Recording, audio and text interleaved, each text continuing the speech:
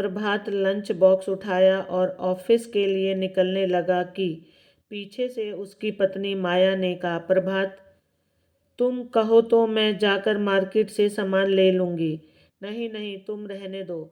सामान की लिस्ट बनाकर मुझे मैसेज कर देना, मैं ऑफिस से आते वक्त लेता आऊँगा। माया ने तिरछी नज़र से अपनी सास को देखा और किचन में चली गई। शाम को घर आके प्रभात ने माया को सामान पकड़ाते हुए कहा, ये लो तुम्हारा सामान, इसमें पड़ी लिस्ट से मिला लेना।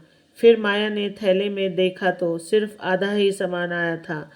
माया ने कहा, ये क्या प्रभात, इस बार फिर तुमने आधा ही सामान लिया है।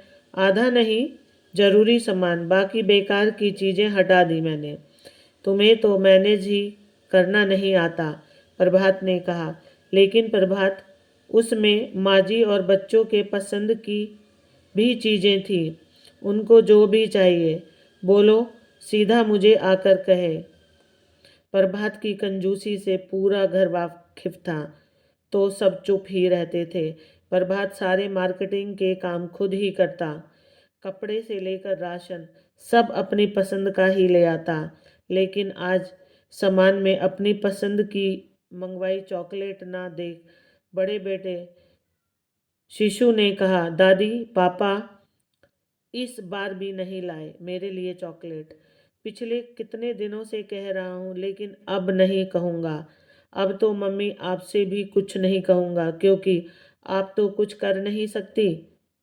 अब मैं भी बड़ा होके कभी भी पापा की पसंद का कुछ नहीं करूँगा। माया के बेटे की इस बात ने अंदर तक हिलाकर रख दिया।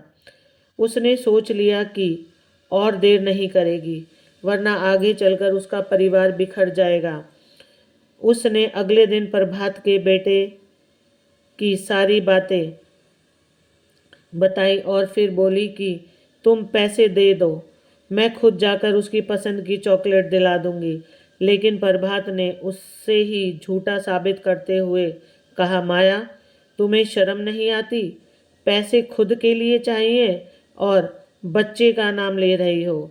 दिन भर घर में बैठकर जो सिर्फ फरमाइश आती है, ना बाहर जाकर काम करना पड़ेगा तो पता चलेगा कि पैसे कहीं पेड़ पर नहीं उगते, मेहनत करने से आते हैं। आज माया के सब्र का बांध टूट गया। गुस्से में बोली, मैं ये घर छोड़कर जा रही हूँ, क्योंकि मैं नौकरानी बनकर और नहीं रह सकती।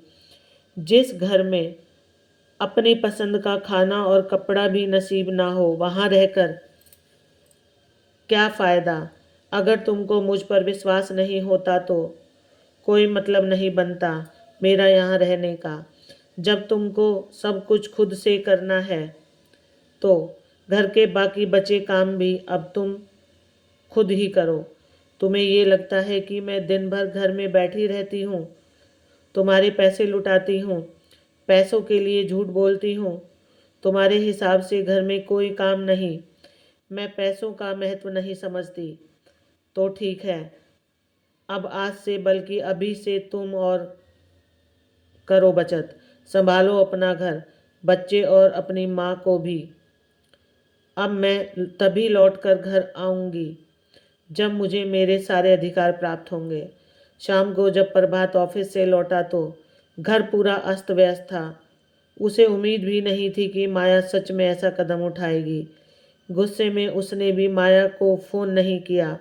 टेबल पर बैग रखते हुए मन बुदबुदाने लगा, तुमको क्या लगता है कि तुम्हारे बिना मेरा घर नहीं चलेगा? मैं चला कर दिखाऊंगा। उस दिन उसने खुद घर के सारे काम किए। दोनों बेटे अभी छोटे ही थे और माँ से कुछ भी हो नहीं पाता था।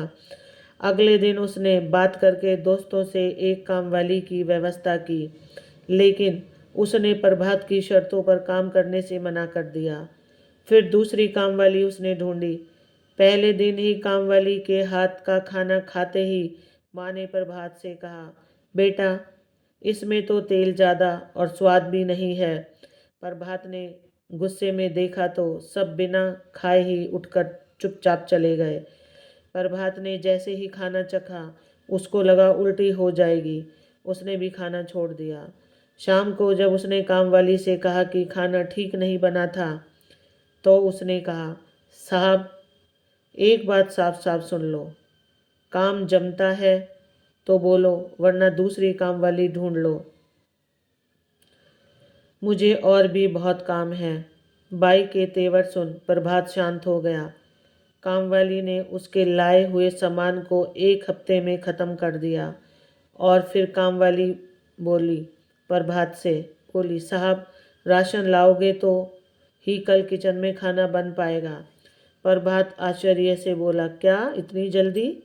जल्दी कहाँ साहब, मैंने तो माँ जी को बताया था। अब माँ जी की गलती, उन्होंने आपको नहीं बोला तो। और इतना थोड़ा थोड़ा सामान परिवार वाले घर में कौन रखता है? प्रभात ने कामवाली को पैसे पकड़ाए और कहा, सुनो, कल से मत आना। जैसे तैसे 1 सप्ताह बीते। कंजूस प्रभात के खर्चे 1 सप्ताह में ही डबल हो गए।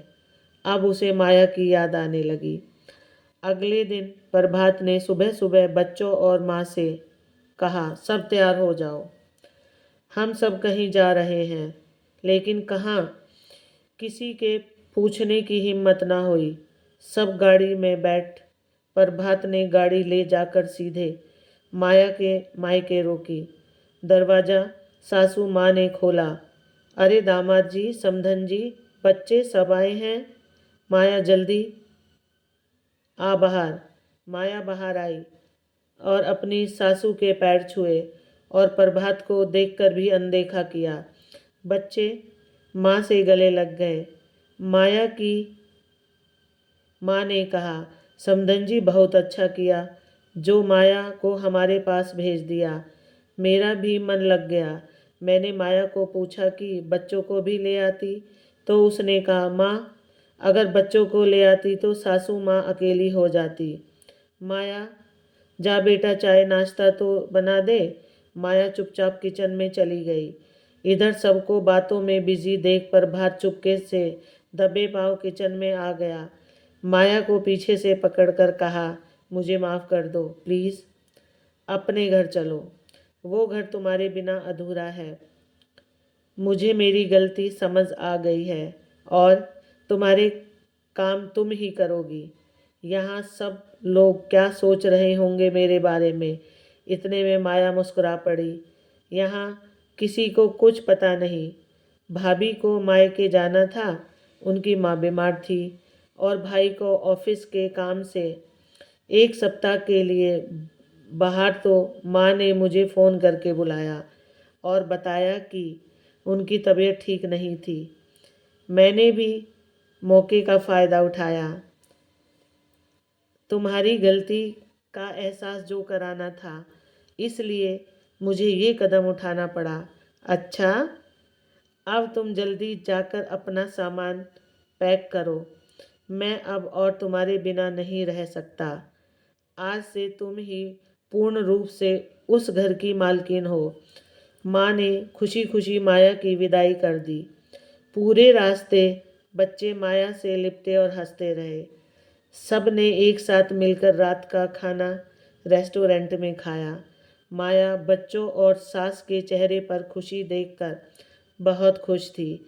घर पहुंचकर माया घर के हालात देखते ही सिर पर हाथ रखकर बैठ गई। तभी प्रभात ने माया के हाथ पर पैसे और डेबिट कार्ड रखते हुए कहा, ये लीजिए मेरी अर्धांगिनी, जो समझ में आए कीजिए। अपना घर अब संभालिए और मुझे मेरी सारी गलतियों के लिए माफ़ कर देना। आपको ये कहानी अच्छी लगी तो कमेंट बॉक्स में लिख के बताएं। चैनल को सब्सक्राइब करें। राधे राधे।